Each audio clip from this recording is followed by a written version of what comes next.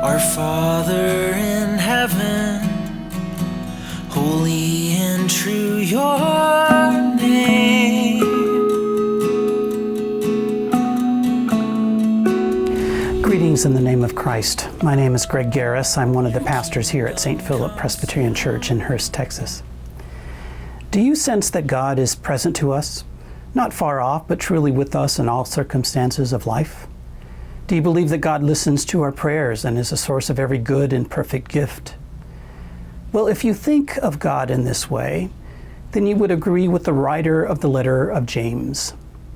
Traditionally, this letter has been viewed negatively, mainly because of what the reformer Martin Luther in the 1500s said of the letter. He called the letter an epistle of straw, a letter of straw. Luther disagreed with what the letter said in chapter 2, verse 24.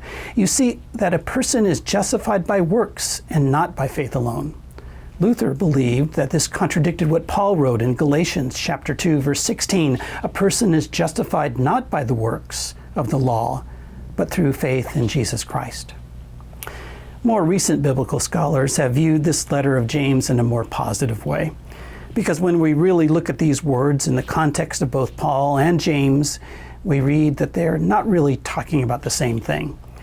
And when we read the letter, we can gain some powerful images of the diversity of the early Christians and the moral imperative and command to keep a well-established Christian identity.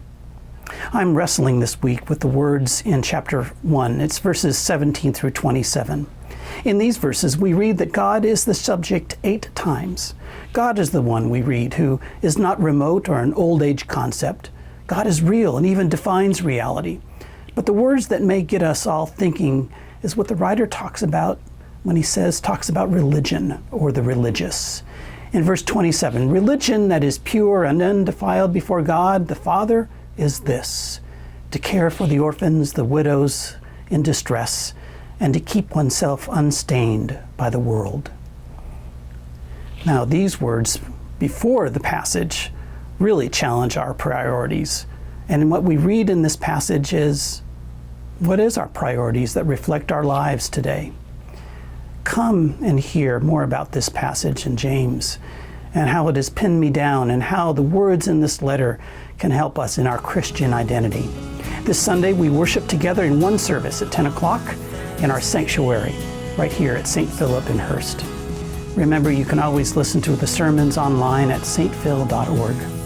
Hope to see you Sunday. Blessings and peace.